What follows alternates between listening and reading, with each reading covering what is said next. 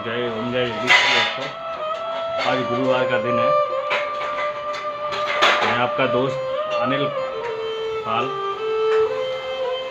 आज गुरुवार का दिन है। बहुत से लोग कहते हैं गुरुवार के दिन गुरुवार का व्रत कैसे रखना चाहिए। इस दिन क्या है, आज बृहस्पति देव महादेव जी का पूजन होता है। दिन रात में एक ही समय भोजन किया जाता है। पीले वस्त्र धारण किए जाते हैं। पीले पुष्पों का, पीले खाने का सेवन किया जाता है। भोजन भी चने की दाल का होना चाहिए। नमक नहीं खाना चाहिए दोस्तों। पीले रंग के फूल, चने की दाल, पीले कपड़े में तथा पीले चंदन के फूल पूजन करना चाहिए। पूजन के पश्चात कथा सुननी चाहिए।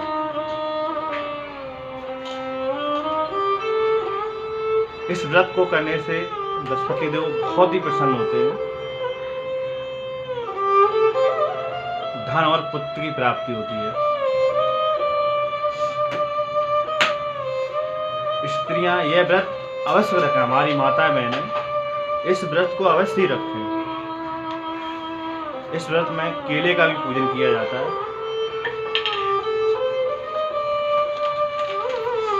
दोस्तों, मैं आपके सामने एक कथा पेश करने जा रहा हूँ। मेरा नाम अनिल है। मैं एक यूपी के छोटे से गांव से बिलोंग करता हूँ। मैं फिलहाल अहमदाबाद में रहता हूँ। मैं अपना कलर का काम करता हूँ। 300-400 रुपये हाजिरी मिलती है। 8 घंटे काम करता हूँ। एक बार की बात है, एक गांव में राजा थे। उनके घर में अन्न और धन की कोई कमी नहीं थी, परंतु उनकी स्त्री बहुत ही कृपण स्वभाव की थी। खराब थी, उसका मतलब सही नहीं थी। वह किसी भी भिक्षा मांगने वाले साधु या किसी को भी आती तो उसको देखकर बहुत जलन करती थी। भिक्षा नहीं देती, भगा देती थी। सारे दिन घर का कामकाज ऐसे ही पड़ा रहता था। बहुत ही आलसी थी।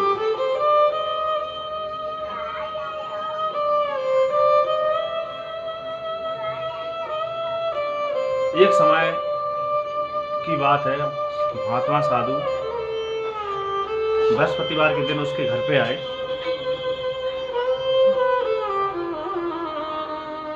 और भिक्षा मांगी। उन्होंने भिक्षा मांगने की याचना की। स्त्री उस समय घर आंगन को लीप रही थी। स्त्री घर में लीपाई पुताई कर रही थी। इस कारण साधु महाराज से कहने लगी वो कि महाराज कृपया कर आप थोड़ी देर बाद आए, थोड़ी समय बाद आए, क्योंकि मैं इस समय लीप रही हूं और मैं कुछ नहीं दे सकती। फिर किसी अवकाश के समय आना। साधु महात्मा खाली हाथ चले गए। कुछ दिन के बाद वो दोबारा वापस आए तो उन्होंने उसी तरह दोबारा भिक्षा मांगी। रानी उस समय एक लड़के को खिला रही थी। कहने लगी कि हे महाराज, क्या करूं, अवकाश ही नहीं है, इसलिए मैं आपको कुछ नहीं दे सकती। तीसरी बार महात्मा जब आए तो उसी तरह उनको टालना चाहा उसने, परंतु महात्मा कहने लगे यदि तुमको बिल्कुल अवकाश हो जाए तो तब तो तुम मुझको भिक्षा दोगी। रानी कहने लगी कि हे महात्मा, यदि ऐसा हो जाए तो आपकी बहुत ही कृपा होगी।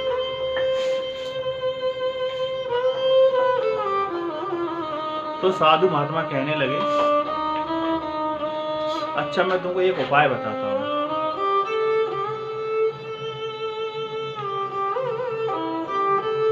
बृहस्पतिवार के दिन थोड़ा लेट उठो,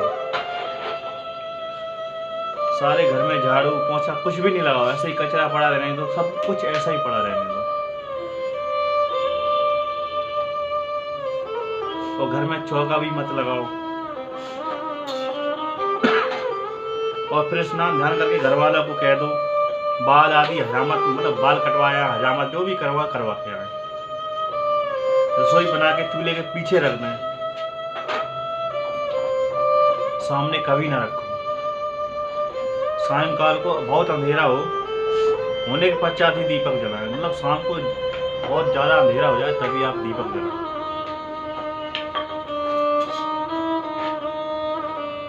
तथा बृहस्पतिवार को पीले वस्त्र मत धारण करो, ना ही पीले रंग की चीजों का सेवन करो।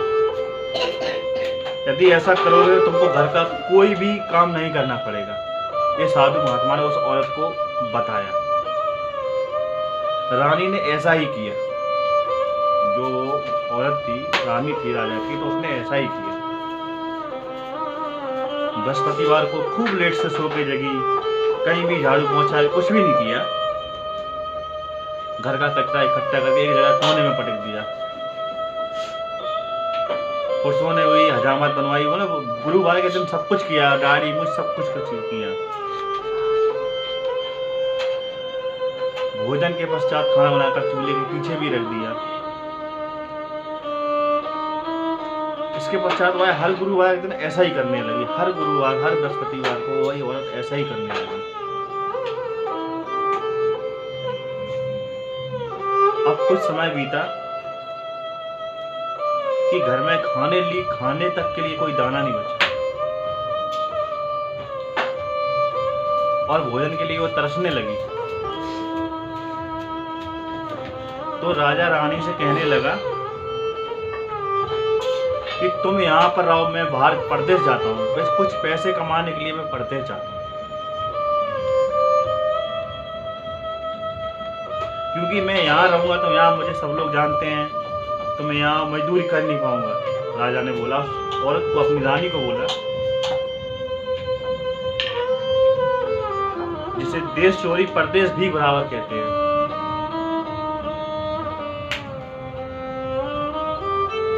ऐसा कहकर राजा परदेश चला गया।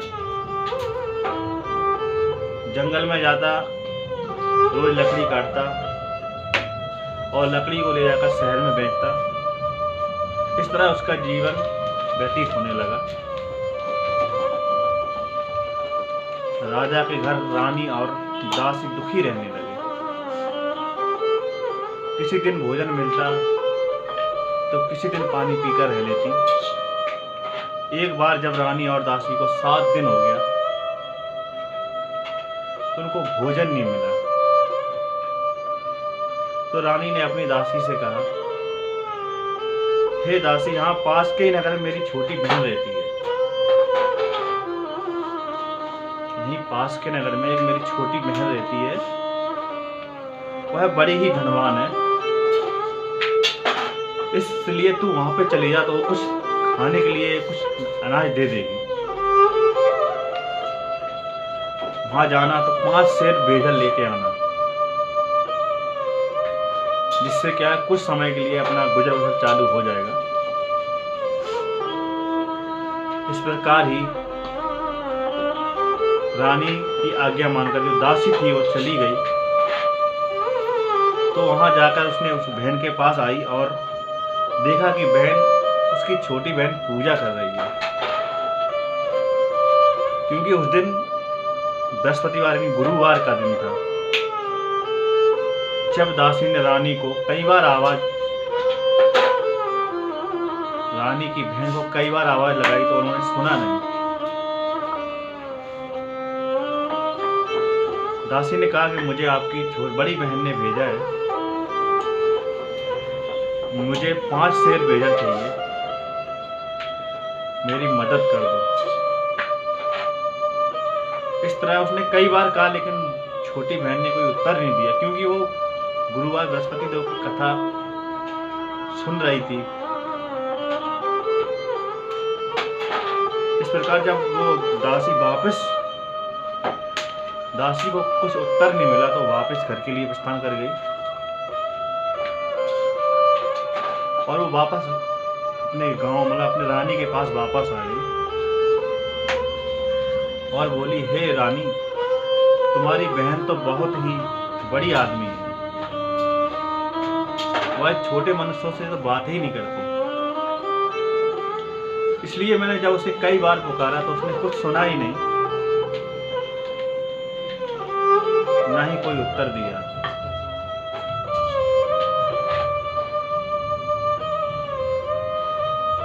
तो रानी कहने लगी, उसमें उसका कोई दोष नहीं है, जब बुरे दिन आते हैं तो अपने भी साथ छोड़ जाते हैं, कोई भी सहारा नहीं देता है दोस्तों।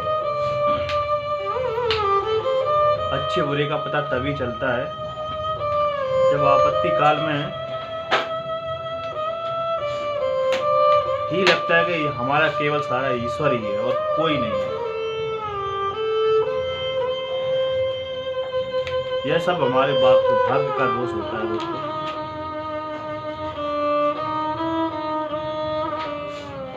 तो उधर क्या है, जब उसने रानी की छोटी बहन ने गुरुवार की कथा सुन ली, पूजा पाठ पूरा कर लिया, तो उसने देखा कि हमारी बड़ी बहन की दासी आई थी हमारे घर पर।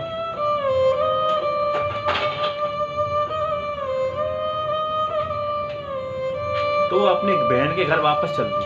उसने सोचा चलो किस कारण आई थी, मैं अपने बहन के पास जाता हूँ। तो अपनी बहन के पास वापस चली गई और अपनी बहन के घर पहुंचकर बोली, हे बहन, मैं बृहस्पतिवार जी का दिन था तो मैं उनकी कथा सुन रही थी, उनका पूजन कर रही थी, मैंने आपकी दासी की कोई बात नहीं सुनी। जब बृहस्पतिवार जी की कथा होती है तो उसमें कभी ना उठते हैं, ना ज्यादा बात करते हैं, ना बोलते हैं, इसलिए मैं नहीं बोली, इसमें मेरी कोई गलती नहीं है। कहो बहन, आपने दासी को क्यों भेजा था मेरे पास? तो रानी बोली, बहन, हमारे घर में अनाज का एक दाना भी नहीं है, वैसे तुमसे कुछ छिपा नहीं है,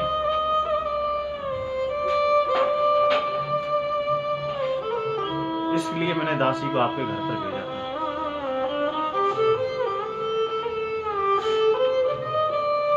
रानी बोली, हे बहन, बृहस्पति भगवान सबकी मनोकामना पूर्ण करते हैं, शायद तुम्हारे घर में भी कहीं अनाज रखा हो। इस प्रकार के वचन सुन रानी ने अंदर जाके देखा, अपने घर के अंदर जाके देखा, तो उनको एक वहां पे एक घड़ा था, उसमें बेजर भरी पड़ी मिली। घड़े में बेजर थी। तो रानी और उसकी दासी बहुत प्रसन्न हुई और दासी कहने लगी,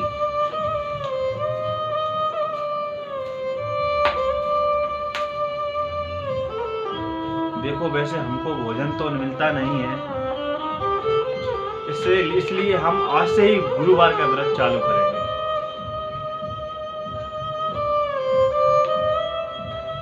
और व्रत की कथा और पूजन की भी विधि अपनी बहन से पूछ लेते हैं।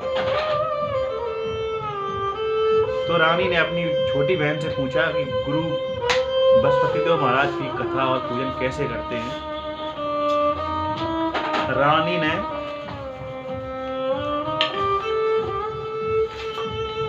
कहा कि गुरु के व्रत में चने की दाल, मुनक्का से विष्णु भगवान केले की जड़ का पूजन करें तथा दीपक जलाएं, पीला भोजन करें तथा कहानी सुने। इस प्रकार से गुरु भगवान प्रसन्न होते हैं, अन्न पुत्र की प्राप्ति होती है, धन देते हैं, मनोकामना पूर्ण करते हैं। इस प्रकार से रानी और दासी दोनों ने निश्चय किया कि आज से वो व्रत करेंगे, हर गुरुवार को व्रत करेंगे। 7 रोज बाद जब गुरुवार का दिन आया तो उन्होंने व्रत रखा। घुड़सार में जाकर चना की दाल बनाई, केले की जड़ तथा विष्णु भगवान का पूजन किया। अब पीला भोजन कहां से आए? बेचारी बड़ी दुखी हुई, परंतु उन्होंने व्रत रखा था। इस कारण भगवान विष्णु, गुरु भगवान बृहस्पति देव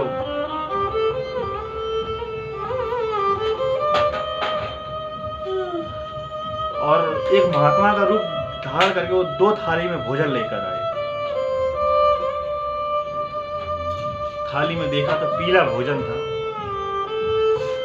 और दासी को देकर बोले, हे दासी, ये लो, अपनी रानी को और तुम दोनों खा लेना। तो दासी भोजन देख के बहुत ही प्रसन्न हुई और भोजन ले जाकर के अपनी रानी के पास पहुंची और बोली, भोजन कर लो। तो रानी को इस विषय में कुछ पता नहीं था, तो उसने दासी से बोला, ये दासी, ये भोजन आप कहां से लेके आई हो?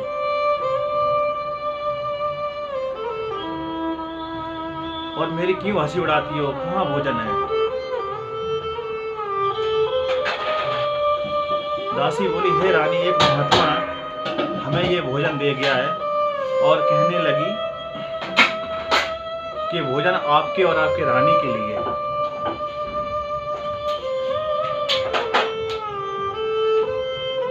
वह महात्मा 2 थालों में हमको भोजन दे गया है, इसलिए हम दोनों ये भोजन साथ साथ करेंगे। तो दासी और रानी ने गुरु भगवान को नमस्कार किया और भोजन किया।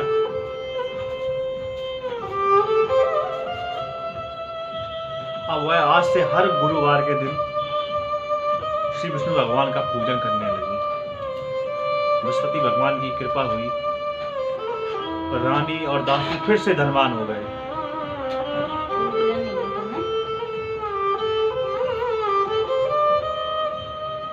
तो रानी दोबारा से उसी प्रकार का फिर आलस करने लगी। तो दासी बोली, हे रानी, तुम्हारे इसी आलस की वजह से हम लोग कंगाल हो गए थे।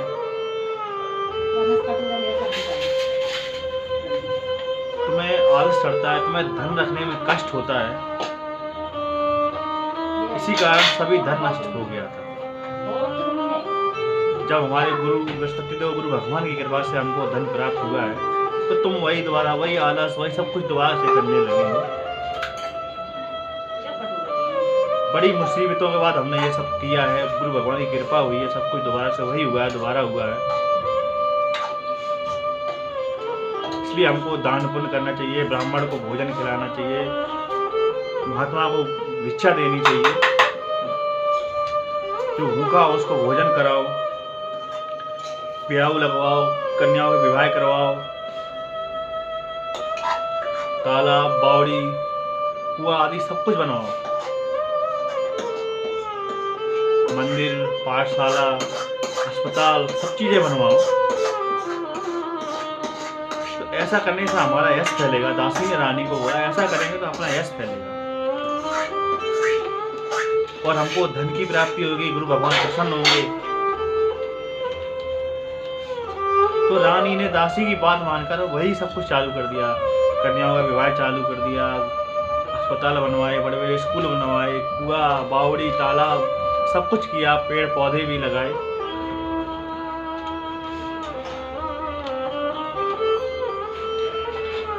तो एक दिन रानी के मन में विचार आया कि हमारे राजा परदेश गए हैं, उनको पता नहीं है, उनके मन में विचार आया। तो उसने अपने गुरु भगवान, गुरु बृहस्पति देव से उससे प्रार्थना की। रात्रि में राजा को गुरु भगवान ने स्वप्न दिया, कहा कि हे राजा उठ, तेरी रानी तुझे याद करती है और अपने देश को चल। तो राजा सुबह सब सो के जगा, तो उसने विचार किया, स्त्री जाति खाने और पहनने की बहुत ही शौकीन होती है, संगिनी होती है, पर भगवान की आज्ञा मानकर राजा अपने नगर के लिए चल पड़ा।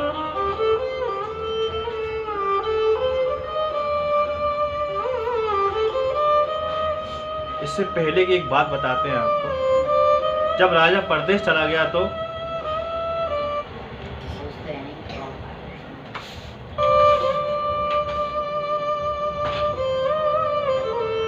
वह जंगल में प्रतिदिन लकड़ी काटता और भोजन बाजार में जाके बेचता और भोजन करता। उसका जीवन काफी दुखी कठिनाइयों से बीतने लगा। एक दिन की बात है, राजा बहुत दुखी होकर बैठा था। पुरानी बातों को याद करके रोने लगा। तब उस जंगल में बृहस्पति देव महाराज प्रसन्न प्रकट हुए। एक साधु का रूप धारण करके राजा के पास गए और बोले, हे बालक, मन क्यों उदास है, क्यों रोता है? तो राजा ने महात्मा को अपनी सारी सारी बात बताई। राजा की आंखों में आंसू बह रहे थे, तो महात्मा उनकी बात सुन रहे थे। तो राजा ने कहा, हे महात्मा, आप तो सब कुछ जानते हैं।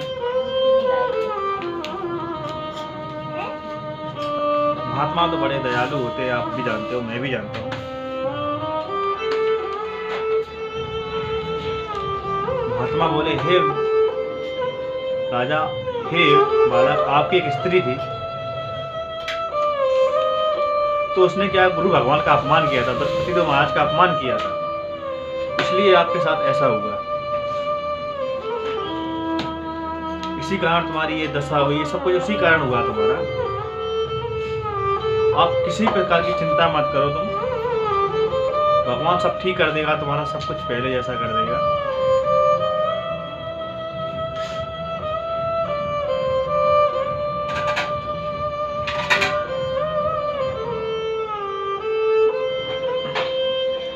देखो, तुम्हारी स्त्री ने गुरुवार का व्रत आरंभ कर दिया, उसकी सारी मनोकामना पूर्ण हो गई।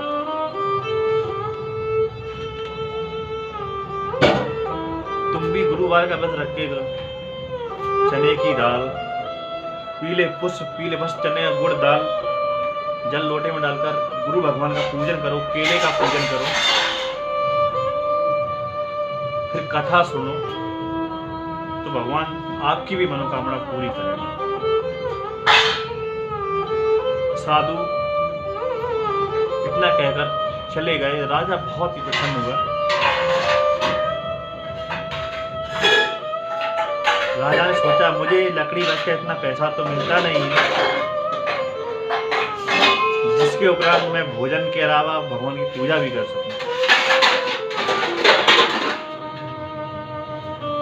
रात्रि में राजा रात को सो गया, तो उसने देखा कि उसकी रानी बहुत ही व्याकुल है।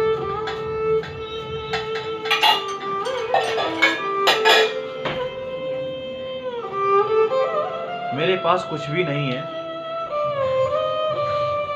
जिससे मैं अपनी रानी की कुछ खबर मंगवा सकूं, खबर कर सकूं वो कैसी है, क्या कर रही है, किस हालत में है।